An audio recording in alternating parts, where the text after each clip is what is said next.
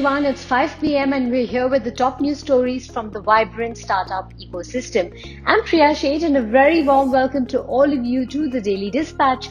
On today's show, I'm going to walk you through the top 3 companies that have been making news today, and these include BharatPe, Infra.Market as well as Byju's.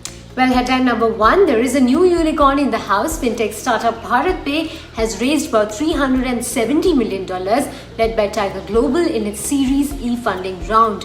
This round has valued the company at a whopping $2.85 billion, giving the payments company a unicorn status. Now, interestingly, BharatPe was valued at about $900 million around 9 months ago. Well, construction-focused marketplace platform Infra.Market has raised as much as $125 million in a Series D round of funding led by Tiger Global.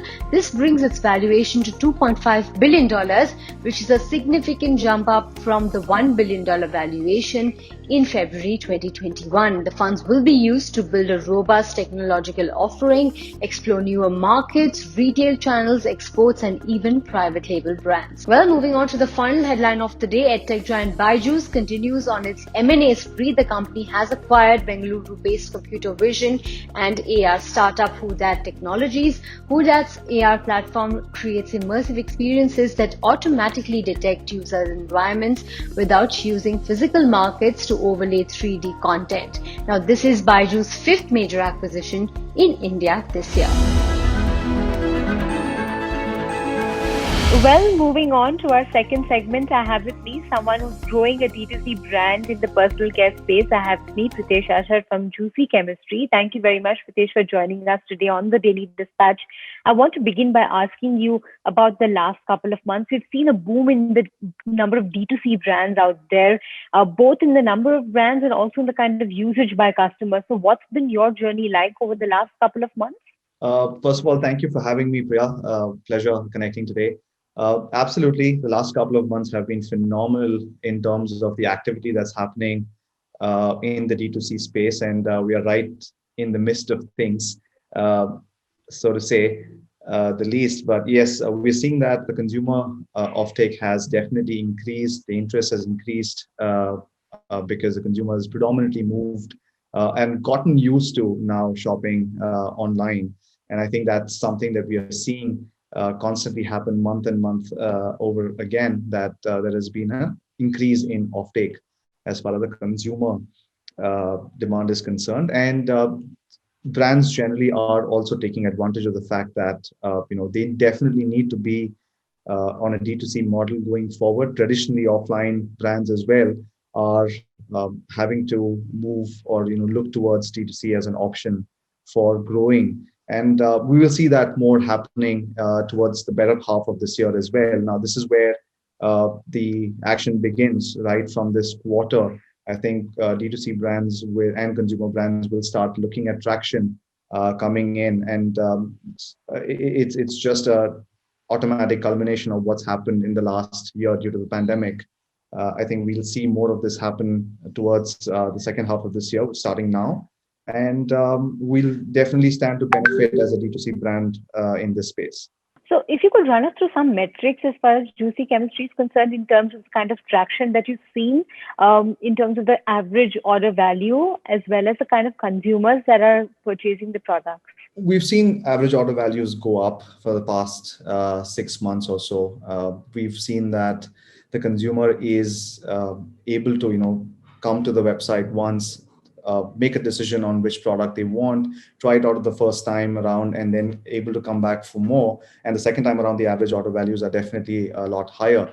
We at Juicy Chemistry are seeing an average order value in between 1,650 to about 1,750. We're seeing doing about 30,000 orders in a month at this point in time. I think that's increasing month on month, and we're looking to do about 50,000 orders at the end of a month or so from now, when we'll be in peak season starting September and October. We should be able to do about 65 to 70,000 orders towards December. So that's our growth trajectory that we forecast in the next couple of months from now onward. Run us through what kind of category expansions that you're working on and what kind of areas are you going to be focusing on for the year ahead? We're currently into hair care and face care both, and we're going to be expanding in that section. We definitely see a gap in terms of the products that we are offering to the consumers. We offer hair care products, lip care products as well.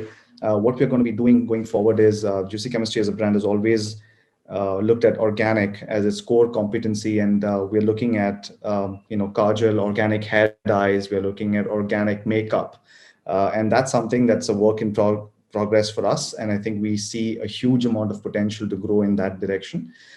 These are the products that we'll be launching in the next three or 4 months from now. There is some rigorous work and R&D going on that section. We are also looking at expanding overseas as a market.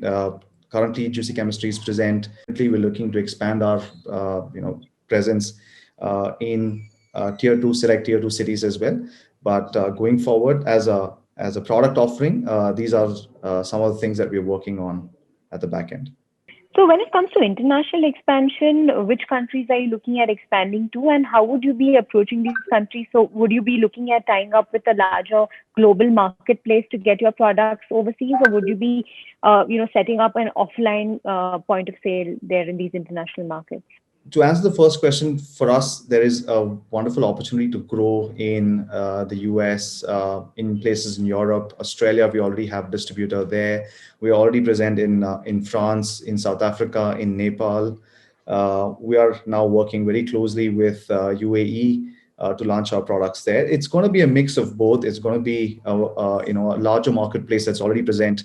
For example, in the US, we're looking at Amazon.com. We're looking at Ulta Beauty, Sephora for that matter, to launch. And we are looking at Amazon's global selling platform in the US and Australia and some select places in Europe as well to expand our reach there. Juicy Chemistry, being an EcoCert certified organic skin and hair care brand, has an advantage there because a certification of that nature or that stature is very readily accepted in those markets. And we are seeing a lot of Indian expats in the UAE that already would be connected to the product and have used the products in the past. And that's a very low-hanging fruit that they're looking to take advantage of.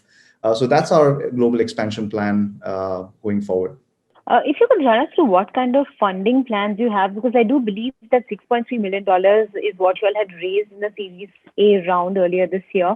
So will you be looking at raising more money, and what kind of utilization have you seen so far? Yes, we closed our $6.3 million raise, Series A raise, as early as just in March. So we have our business plans in place for the coming year. We don't see, a requirement for another fundraise just yet. We are aggressively scaling, and our plans are to reach 100 crores in the next 18 months from now. 16 to 18 months is where we are targeting to reach the 100 crore mark in revenue. And I think we have our business plan in place very tightly mapped for that growth. We're looking at growth both online and offline. Given the current scenario of offline industry, we are not yet jumping into that retail segment as yet. But I think, beauty is also a touch and feel sort of a market. Predominantly today in India, retail still happens offline, not so much online in comparison to the percentage that we're seeing in different other countries like China and the US. We still have a little bit of catching up to do. But I think, offline is going to be an important strategy going forward. Once things normalize a bit in terms of the COVID situation on the ground, we see us expanding to select metro cities, and we, being a D2C brand, are aware of our customers' requirements and where they are present in which part of the country. So we would like to take Juicy Chemistry's offline experience closer to them so they can take advantage of that offline retail presence as well. So that's our plan going forward in terms of growth, both online and offline. All right, Pritesh, on that note, we wish you all the very best for your plans ahead, and we do hope that you achieve the kind of ambitions of being a 100 crore brand very soon. Thank you very much for being a part of the Daily Dispatch. Well, time now to wrap up this edition of the Daily Dispatch. Don't forget to log in tomorrow at 5 p.m. Goodbye and have a lovely day.